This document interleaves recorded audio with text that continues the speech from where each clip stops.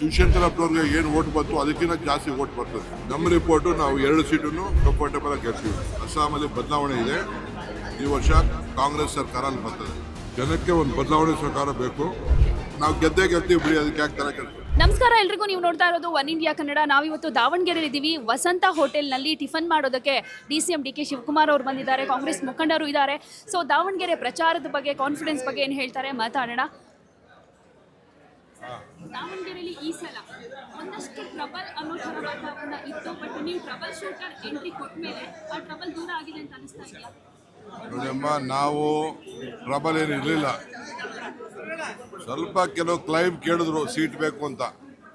ಈಗ ಅದನ್ನೆಲ್ಲ ಬಹುಶಃ ಎಲ್ಲರೂ ಕೂಡ ಮಂದಟ್ಟಾಗಿದ್ದಾರೆ. ಎಲ್ಲ ವಿಡ್ರಾ ಮಾಡಿಸಿದ್ದೀವಿ. ಆಮೇಲೆ ಇನ್ನೊಂದು ವಿಷಯ ಸರ್, ಈಗ ನಿನ್ನೆ ಎಲ್ಲ ಮುಸ್ಲಿಂ ಲೀಡರ್ ಜೊತೆ ನೀವು ಕೂಡ ಒಂದಷ್ಟು ಡಿಸ್ಕಸ್ ಮಾಡಿದ್ದೀರಾ, ಚರ್ಚೆ ಮಾಡಿದ್ದೀರಾ.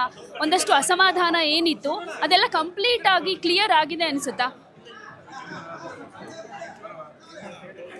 ಮುಸ್ಲಿಂ ಲೀಡರ್ಸ್ ಭೇಟಿ ಮಾಡಿಲ್ಲ, ಎಲ್ಲರನ್ನೂ ಭೇಟಿ ಮಾಡಿದ್ದೀವಿ. ಎಲ್ಲರೂ ಕೂಡ ಒಗ್ಗಟ್ಟಿಂದ ಕೆಲಸ ಮಾಡ್ತಾರೆ. ಶಿವಶಂಕರಪ್ಪನವ್ರು ಮಾಡಿರೋಂಥ ಕೆಲಸ ಎಲ್ಲರೂ ನೆನೆಸ್ಕೊಳ್ತಾ ಇದ್ದಾರೆ. ಈ ಸತಿ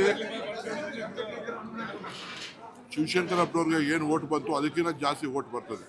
ಆಮೇಲೆ ಸರ್, ಈಗ ಬಾಗಲಕೋಟೆ ಮತ್ತು ದಾವಣಗೆರೆ ಅಂತ ಬಂದರೆ ಕಾಂಗ್ರೆಸ್ಗೆ ಈ ಸಲ ದಾವಣಗೆರೆಯಲ್ಲಿ ಆದಷ್ಟು ಈಸಿ ವೇ, ಬಾಗಲಕೋಟೆಯಲ್ಲಿ ಆಗೋದಿಲ್ಲ, ಸ್ವಲ್ಪ BJP ಫೇವರ್ ಆಗಿದೆ ಅನ್ನುವಂಥ ಒಂದಷ್ಟು ರಿಪೋರ್ಟ್ ಇದೆ. ಅದು ನಿಮ್ಮ ರಿಪೋರ್ಟ್ ಅಷ್ಟೇ. ನಮ್ಮ ರಿಪೋರ್ಟು ನಾವು 2 ಸೀಟನ್ನು ಕಂಫರ್ಟೇಬಲ್ ಆಗಿ ಗೆಲ್ತೀವಿ. ಸರ್, ಇನ್ನು ಪ್ರಚಾರದ ಟೈಮಲ್ಲೆಲ್ಲ ಒಂದಷ್ಟು ನೀವು ನೋಡ್ತಾ ಇದ್ದೀರಾ, ಮುಸ್ಲಿಂ ಲೀಡರ್ಸ್ ಕೂಡ ಕಂಟೆಸ್ಟ್ ಮಾಡಿದ್ದಾರೆ. ನೀವು ಒಂದಷ್ಟು ಮಂದಿನ ಮನವೊಲಿಕೆ ಮಾಡಿದ್ರು ಎಲ್ಲರೂ ಮನವೊಲಿಕೆ ಮಾಡೋದಕ್ಕಾಗಿಲ್ಲ. ಅವರು ಕೂಡ ಸ್ಪರ್ಧೆಗಿಳಿದಿದ್ದಾರೆ. STP ಅವರು ಕೂಡ ಕಣದಲ್ಲಿದ್ದಾರೆ. ಸೊ ಏನು ಅನಿಸುತ್ತೆ? ಅವ್ರದೇ ಒಂದು ಪಾರ್ಟಿ ಅದು.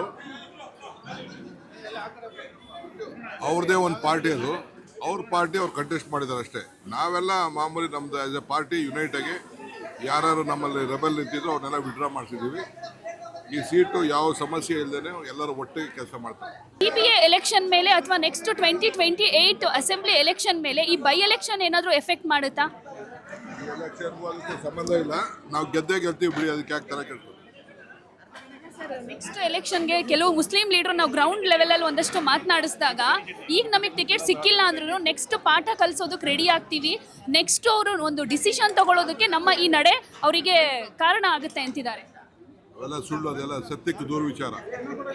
ಇನ್ನು ಸರ್, ಅಸ್ಸಾಂಗೂ ಕೂಡ ಹೋಗಿ ಬಂದಿದ್ದೀರಾ. ಅಸ್ಸಾಂ ವಾತಾವರಣ ನೋಡಿದ್ರೆ ಹೇಗೆ ಅನ್ಸುತ್ತೆ? ಯಾಕಂದರೆ ಲಾಸ್ಟ್ ಹಿಮಾಚಲ್ ಪ್ರದೇಶಲ್ಲಿ ಒಂದಷ್ಟು ಕಷ್ಟ ಆದಾಗ ಟಾಸ್ಕ್ ಮಾಸ್ಟರ್ ಅಲ್ಲಿ ಹೋದ್ರಿ, ಗೆಲ್ಲೋದಕ್ಕೆ ನಿಮ್ಮ ಒಂದು ಶ್ರಮ ಇತ್ತು. ಈಗ ನೆಕ್ಸ್ಟ್ ಅಸ್ಸಾಂ ಎಲೆಕ್ಷನ್ ಅಂತ ಬಂದಾಗ ಹೇಗೆ ಅನಿಸ್ತಿದೆ ಸರ್? ಅಸ್ಸಾಮು ಈಗ ಬದಲಾವಣೆ ಬಯಸ್ತಾ ಇದ್ದಾರೆ ಜನ. ಅಸ್ಸಾಮಲ್ಲಿ ಬದಲಾವಣೆ ಇದೆ. ಈ ವರ್ಷ ಕಾಂಗ್ರೆಸ್ ಸರ್ಕಾರ ಅಲ್ಲಿ ಬರ್ತದೆ. ಈಗ ನೀವು ಅಲ್ಲಿ ಹೋದಂಥ ಟೈಮ್ನಲ್ಲೂ ಕೂಡ ಅಲ್ಲಿನ CM ಹಿಮಂತ್ ಬಿಸ್ವಾ ಶರ್ಮಾ ಅವರು ಒಂದಷ್ಟು ಆರೋಪಗಳನ್ನ ಮಾಡಿದರು ಕರ್ನಾಟಕದ ಬಗ್ಗೆ, ಅಲ್ಲಿ ಬಂದು ಇಲ್ಲಿ ಕೆಲಸ ಮಾಡುವಂಥ ವಲಸಿಗರ ಬಗ್ಗೆ. ಅದು ಒಂದಷ್ಟು ನಡೀತು. ಬಟ್ ನೀವು ಅಲ್ಲಿ ಹೋದಾಗ ಇಂಥ ವಿಚಾರಗಳೇನಾದರೂ ಮತ್ತೆ ಇದಾಯ್ತಾ? ಹೇಗೆ? ಜನಕ್ಕೆ ಒಂದು ಬದಲಾವಣೆ ಸರ್ಕಾರ ಬೇಕು, ಅದಾಗ್ತದೆ. ಈಗ 5 ಸ್ಟೇಟ್ ಎಲೆಕ್ಷನಲ್ಲಿ ಸರ್, ಅಸ್ಸಾಂ ಮತ್ತು ಕೇರಳ ಕಾಂಗ್ರೆಸ್ಗೆ ಫೇವರ್ ಆಗಿದೆ ಅಂತಾರೆ. ಹಾಗೆ ಅನ್ಸುತ್ತಾ? 2 ಸ್ಟೇಟ್ ಆದರೂ ಗೆಲ್ಬೋದು ಅಂತ? ನನಗೆ ಬೇರೆ ಕಡೆ ನನಗೆ ಮಾಹಿತಿ ಇಲ್ಲ. ಕೇರಳ, ಅಸ್ಸಾಂ, ಪಾಂಡುಚೇರಿ, ತಮಿಳುನಾಡು ಎಲ್ಲ ನಾವು ಗೆಲ್ತೀವಿ.